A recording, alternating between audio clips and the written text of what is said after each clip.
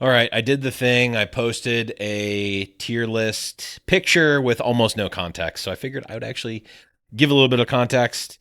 And yes, this was posted slightly as a meme, slightly for clickbait, engagement, rage baiting, all that. But I do actually have at least a little bit of thought behind it initially. So I figured I'd take a couple of minutes and actually talk about it and have a little bit more of a discussion. I posted on Twitter mostly just to get engagement for people to get upset, but I do think that I have some backing behind it. So let's start at the bottom and move our way up. So I've got Poppy and Lilia in the D tier, and this actually my major point with some of these champions or these legends rather is that I am not currently a believer in the hold focus decks. I am very ready to be wrong about this. I am fine. I'm not really hard stuck on anything here. I'm like, show me that the deck is good, and I'll believe it when I see it. I don't even necessarily doubt that it could be, but this is where I'm currently at. So Lilia, Poppy, and to an extent Vex are all kind of hold decks. Maybe Lilia not so much, but I think Lilia is in the hold colors right now. The support, the cards, the decks from the previous sets in those colors have been hold decks. And while Lilia does give you more options with the sprites and gives you sort of pseudo accelerate, that does not change enough for me to think that she's not going to be a hold deck. So just in general, I'm putting those decks near the bottom. Vex is the one that I think maybe has the possibility to define what a hold deck can look like in Riftbound and competitively. So I think she more so than any other deck has the capacity to move up in this, but also like maybe not. Like setting up a hold and defending it with stuns and pushes might just still be bad. I'm perfectly willing to accept that. You can say that she's got an interesting signature unit. You can say all these other things, but at the end of the day, like, you can still do all of the stuff against hold decks that you can currently do.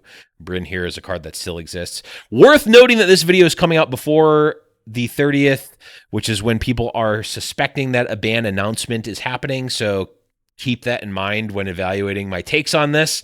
As of right now, Bryn here still exists. I will say that purple at a baseline is probably higher than C tier because you can play a miracle version of Vex and have, 75% of a miracle deck put together and then just have it be a watered down version of some of the other ones. So I will concede to that point, but I don't think people are going to want to build it like that. So that's where I'm at. So that kind of lumps those three. Poppy has not shown me anything that's impressive right now from the new set, and those colors have been generally unimpressive. Again, holding meh. I'm not sold on experience yet. And while she does actually solve a problem that orange and yellow generally have, which is the ability to draw cards. It is hard for me to evaluate how experience is going to be generated. Right now, the experience cards feel like they are slightly underrate for just units themselves, and then they're kind of being pushed up to medium rate with experience. But not seeing it. Next is Ivern and Vi. So Ivern, I really want the deck to work. I think it would be interesting.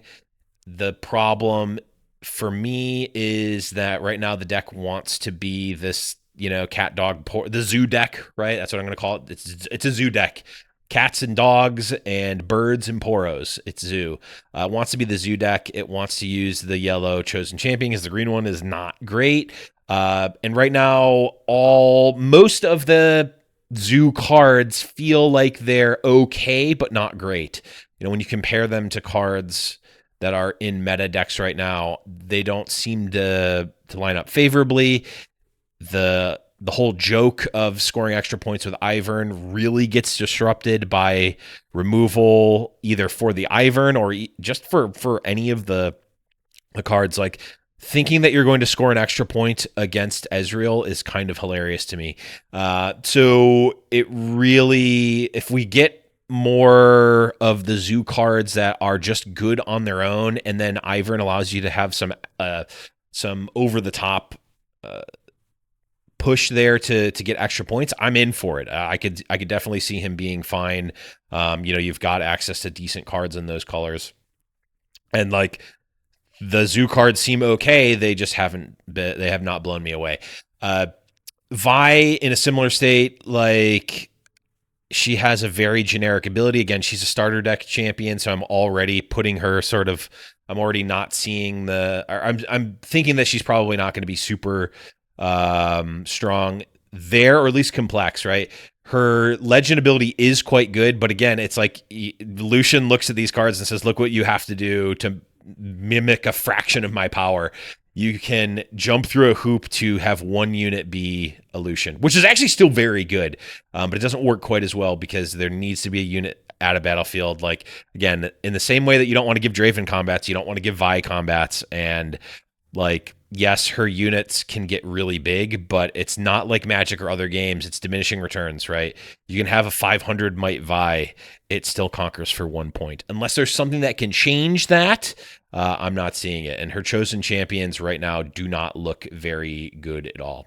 We get up into the B tier, and Master Yi is an experience-based deck that feels like it's just good on rate, and then you're getting additional resources via experience. It does seem like it can be quite swingy, where like you're playing an all-right mid-range deck, and then once you hit these experience thresholds, it gets quite good. I could see some cards that spend experience, like the Kha'Zix cards, fitting in here, and using that additional resource to gain advantage. I like it. We've already seen those colors be quite good in set 1. Speaking of that, we see Jhin. I'm not sold that Jhin is necessarily going to be better than Kai'Sa if we're building Jhin as a Kai'Sa alternative. There could be ways to build him more explosively, maybe more like a combo deck rather than a control sort of mid-range tempo deck. I think we're going to need to do that in order to make Jhin really shine over Kai'Sa, because right now, if you're just doing the spell slinger thing, I think Kai'Sa's much better at that. Jin's signature spell is, I think, one of the worst in the whole set. I could be eating my own words on this, but he feels not great. It feels not, his signature spell does not feel good. It is one of the most expensive spells that you can play and still get defied, which is hilarious to me. So I'm not sold on that. His chosen champions look interesting, but again, you're playing, that is a different type of game than Kai'Sa is playing in terms of the chosen champions. You're either generating the extra energy and power, or you're able to do something like play Progress Day and spend extra power, or spend power to get the blue Jhin into play. So I think if we evolve away from what Kai'Sa is doing and look more specifically at what Jhin can do, maybe there's a chance there. Getting into my top 5 here, these are not in a particular order, but Kha'Zix, it feels like similar to Yi, but has access to purple, so it feels better. Also, the passive ability of Kha'Zix seems quite good, generating experience just for doing something that you want to do anyway. It feels great. We've seen it's still hard to really put a value on experience, or XP rather, but it feels good to get it passively, right? So I like Kha'Zix there. Rengar, I may just be Lucian pilled, but the color combination I think is actually quite good. It does attack on an angle that is quite different to Lucian, although I think you legitimately could build this with the combo, with the equipment combo like Lucian plays. Granted, you don't get Relentless Pursuit, but you do get Rengar's signature spell, which is very good. So I think you can play a mid-range game. I've seen a lot of people building him with like hidden units and using that as like the gimmick. I think that that's quite terrible. I think if you just play a regular aggressive mid-range deck with spells and maybe even equipment as with Rengar, I think that's going to be better. Like, we don't need to overcomplicate it. We don't need to play into the gimmicks just because they're there. Use accelerate units, use ambush units aggressively, all of those things, use your first mates and your other, maybe this is the Yone deck with the confront package, like, because it benefits because you can play a unit either with accelerate or that comes in ready. Rengar can give the might bonus to the unit that you just played, and you're effectively getting a half of a Master Yi on all of your units that enter ready. Or if you already have units, you can in play, you can play other units to increase the might. And again, we've seen very small might differences make a big difference in terms of combat there. So I really like Rengar, but again, I am perfectly willing to admit if it's like, yeah, the deck's actually not that good. You just like Lucian too much, so you're thinking too much about that color combination. Perfectly willing to accept that. And then Pyke. I don't know that Pyke is doing a better job than Draven in these colors, but you can just play the Miracle Draven deck with Pyke, and it will only be so bad. So it has to be A tier to me. But I do think that there's some interesting things you can do. If you can slow the game down, you do have that recurable value with Pyke. So if the game gets to a point where we're getting into these late games, you can do some interesting things with Pyke. Also, in multiplayer, you can keep bouncing your Baron, and if your teammate is using Ivern, you can keep making more and more battlefields, which is really cool. But that obviously has nothing to do with competitive. Just wanted to point that out, as it's a cool thing that I have not seen anyone else talk about, but I did post about anyway. So yeah, I think a purple red legend can only be so bad. And that bad is A tier. Then we get into S tier, and I think these are two. I think I've seen a lot of people already talking about mistakes I've made in this tier list. I think the two that everyone agrees with are these two at the top, Diana and LeBlanc. LeBlanc is honestly the one that I could see dropping all the way down potentially. I do think that fundamentally what she's doing can break the game, which is very interesting. What she's doing is quite powerful. It is doing it on an axis that we've not seen really, so it's quite a unique effect.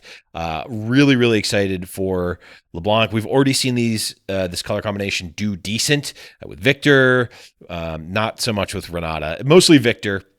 But this is like a completely different deck to Victor, and it's like, I feel like this and maybe XP have gotten the most support for their like mini archetype. So I'm really excited to see what the LeBlanc scientists end up coming up with. And then last, and certainly not least, is Diana. I think this is the one no one is going to argue with. Many people I've talked to that have been Ezreal players are on Diana. I think that many Ezreal players are just like, yeah, this is doing what Ezreal's doing, but it's doing it better. So, yeah, I think that Diana is really good. The signature spell seems better than Ezreal's. The adding an energy at a time that you would want it anyway feels like it's generally better than drawing one card. Maybe not. So that time will tell on that. But I think you can build the decks very similarly, and they're going to be They're going to be attacking at a slightly different angle, but I think that they are both going to be very, very good, and that's no exception. So there it is. There's at least an explanation of my crazy tier list. Let me know what you think in the comments below, and we'll see you on the next one.